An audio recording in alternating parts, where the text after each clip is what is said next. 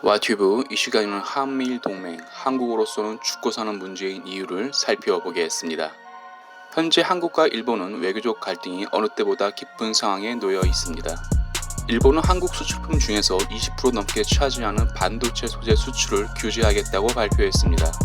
일본은 아시아 국가 중에서 유일하게 한국에만 주던 수출 관세와 혜택, 일명 화이트 국가 리스트에서 빼고 다른 국가와 똑같이 하겠다고 밝혔습니다. 일본은 그동안 한국 반도체 경쟁국 대만과 중국에는 화이트 국가 혜택을 주지 않았습니다. 그동안 일본이 유독 한국에만 화이트 국가 혜택을 준 것은 안보상 우방국이라는 명분 때문이었습니다.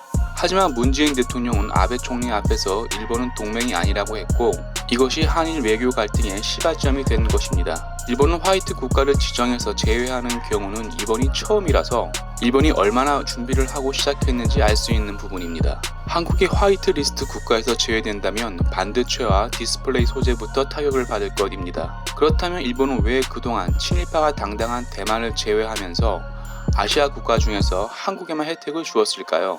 가장 큰 이유는 한국이 자유민주주의 체제를 잘 유지해야만 일본도 안보적으로 안전할 수 있기 때문입니다. 일본은 과거 한반도에 일본과 다른 체제가 들어왔을 때 러일전쟁, 청일전쟁을 했습니다. 그 결과 한국은 일본 식민지에 들어갔습니다. 하지만 일본은 2차 대전에서 선전포고도 없이 미국 진주만을 공격했고, 미국은 핵폭탄 2방을 퍼부어 일본을 굴복시켰습니다. 그 결과 일본은 전쟁할 수 없는 나라가 됐고 일본의 미군이 주둔하게 됐습니다. 한국 또한 6.25 전쟁을 치렀습니다. 6.25 전쟁에서 미군 사망자는 약 4만 명 사이로 추정되고 있습니다. 한국은 강대강 사이에 있기에 이승만 건국 대통령은 유엔군과 미군을 주둔시켜 안보를 지켰습니다. 이렇게 한미일 동맹은 한국, 일본에 미군이 주둔하고 있기에 자연스럽게 동맹이 이루어졌습니다. 하지만 한국 정부는 일본은 동맹이 아니라고 했고, 이것은 일본뿐만 아니라 미국으로서도 황당한 상황입니다. 만약 한국이 한미일 동맹을 깬다면 자연스럽게 한중러 동맹이 되는 것입니다. 문재인 대통령은 자주국방을, 문정인 외교안보특보는 다자간 안보를 해야 한다고 했습니다. 하지만 자주국방과 다자간 안보는 북한, 중국, 러시아가 내심 바라는 상황입니다. 만약 한국이 한미일 동맹을 깬다면 어떻게 될까요?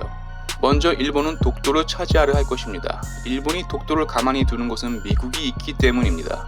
일본 해상 자위대 전투력은 세계 3위 수준입니다. 만약 독도를 두고 한국과 일본이 붙는다면 한국이 패배할 가능성이 높습니다. 한국은 지정학적으로 반도 국가이면서 강대강 사이에 있어 많은 침략을 받아왔습니다. 하지만 1948년 건국 이후 공식적으로는 단 한 번도 침략을 받은 적이 없습니다. 이것은 세계 최대 빈민국이고 반대국가였지만 강력한 한미일 동맹이 있었기 때문에 가능했습니다. 또한 경제적으로도 경제대국 미국과 일본 동맹이어서 한국이 경제 발전할 수 있었습니다.